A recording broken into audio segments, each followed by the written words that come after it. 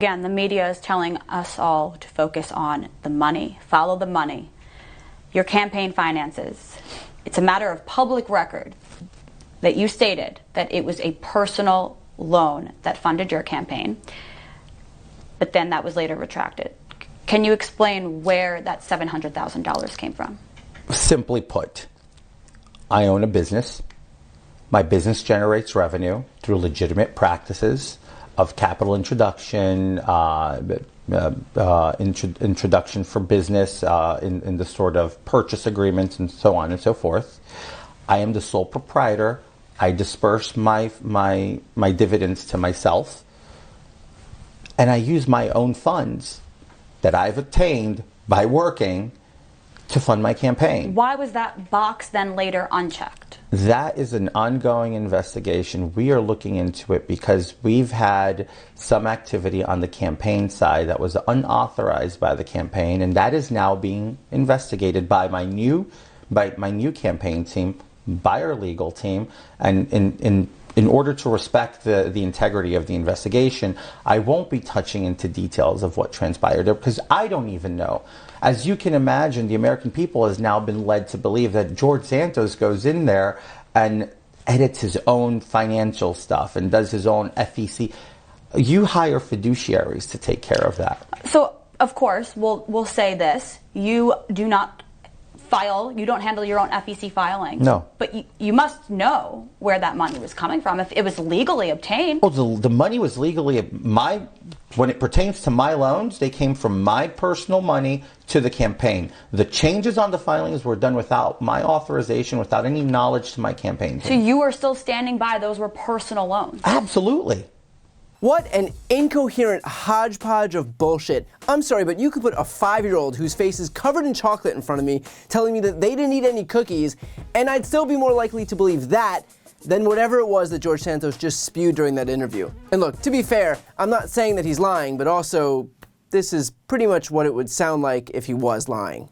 So here's the deal. At issue here are 3 personal contributions that George Santos claimed to have loaned his campaign.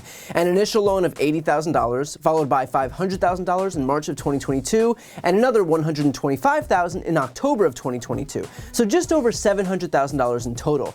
His campaign then filed 10 amended reports, which is an unusually high number of amendments, including unchecking a box indicating that those loans came from his own personal funds, which left everyone wondering, where did that money come from? Did some dark money source give that money to Santos, which he then claimed was his own money that he loaned himself? If so, that would be illegal.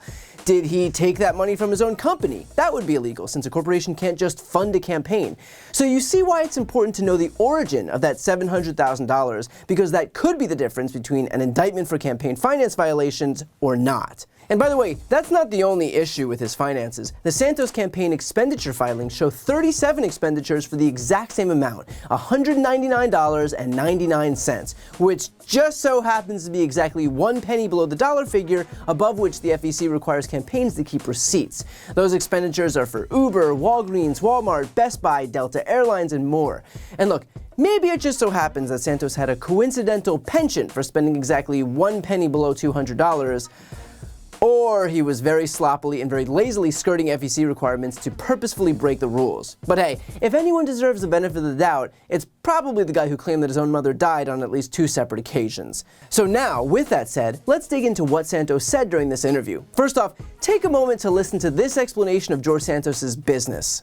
My business generates revenue through legitimate practices of capital introduction, introduction for business in the sort of purchase agreements and so on and so forth. You see, my business, through businessing, generates revenue through the introduction of business and related concepts and ideas, which go through the process of sales and purchases and so on and so forth and whatnot.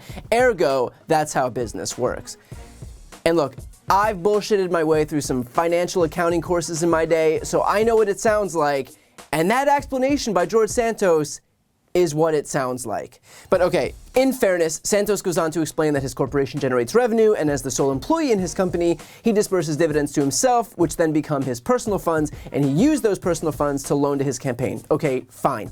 In theory, that makes sense. But then, as the interviewer asks, why was that box then unchecked? If the money was, simply put, a loan from George Santos to George Santos' campaign, then why amend the filing and uncheck the box that denotes that the loan was a personal donation? And this was his answer. That is an ongoing investigation. We are looking into it because we've had some activity on the campaign side that was unauthorized by the campaign, and that is now being investigated by my new campaign team.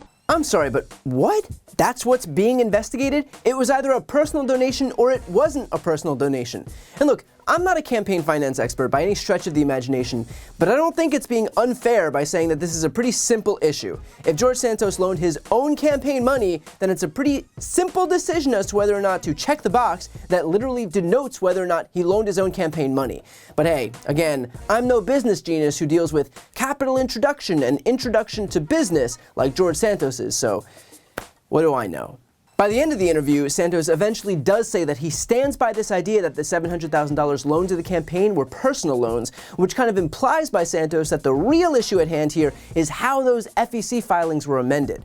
I guess he's trying to convince us that that's the real scandal, that someone improperly amended those forms when they shouldn't have. But again, if things are exactly as Santos is making them out to be, and if those loans were indeed personal loans from himself to his campaign, then why amend them at all in the first place? Again, I'm not an expert in this, so this may be unfairly reductive, but something just really isn't adding up. And of course, conveniently, Santos precludes himself from discussing it by saying that he doesn't want to go into more detail so as not to interfere in an ongoing investigation. But I would argue that at this point, it doesn't really matter what George Santos says because the ball doesn't really seem to be even in his court. At the end of January, the Justice Department asked the FEC to hold off on any enforcement action against Santos, which is as clear a signal as you could possibly find that the DOJ has opened a criminal investigation into him. The FEC will regularly comply with DOJ requests to hold off on enforcement, given that the FEC is a civil agency and they're not looking to complicate the Department of Justice's active criminal cases. But what's especially stunning is that this isn't even the only legal issue that George Santos is contending with right now. He's also being scrutinized by the SEC, the Securities and Exchange Commission, regarding his role in Harbor City Capital, which was an investment firm that was shut down in 2021 for operating as a Ponzi scheme that raised over $17 million from more than 100 victims. And while Santos himself wasn't named in the lawsuit against Harbor City, he did work for the firm at the same time its assets were frozen, and he's believed to have been among those soliciting investments for the firm. I mean, my God, this guy is like a walking smoke signal for fraud. And of course, this is on top of the nonstop barrage of press that he's getting amid the daily deluge of discoveries, including the fact that he lied about being Jewish, that he worked at Citigroup and Goldman Sachs, that he was a landlord, that he employed victims of the Pulse nightclub shooting, that his mother died on 9/11 and then that she also died 15 years later of 9/11 related causes before we ultimately found out that she wasn't even in the United States on 9/11, that he stole funds intended for a dying dog using GoFundMe, that he dressed in drag in Brazil after saying that he didn't, that he posted an anti-Semitic and racist screed on Facebook, all of which is to say, George Santos hasn't exactly positioned himself as a trustworthy source here. And I teamed up with former Obama staffer Tommy Vitor to create the definitive ranking of all of George Santos' lies in one of my favorite YouTube videos ever. So to watch that video, click the link right here on this screen. So we'll see what happens with this whole campaign finance debacle, but if Santos' recent past is any indication, things are probably going to get worse for him before they get any better. Before you go, if you enjoyed this video and want to see more, please make sure to subscribe to my channel. You can click the thumbnail right here on this screen. And if you want to support my work even further, the best way is to subscribe to my podcast, No Lie with Brian Tyler Cohen. There you can check out my interviews with major players in the world of politics, including President Biden, Vice President Kamala Harris, Pete Buttigieg, Elizabeth Warren, Katie Porter, Jamie Raskin, and so many more. Plus other interviews that live exclusively on the podcast. That link is also right here on this screen, or just search No Lie with Brian Tyler Cohen wherever you listen to podcasts.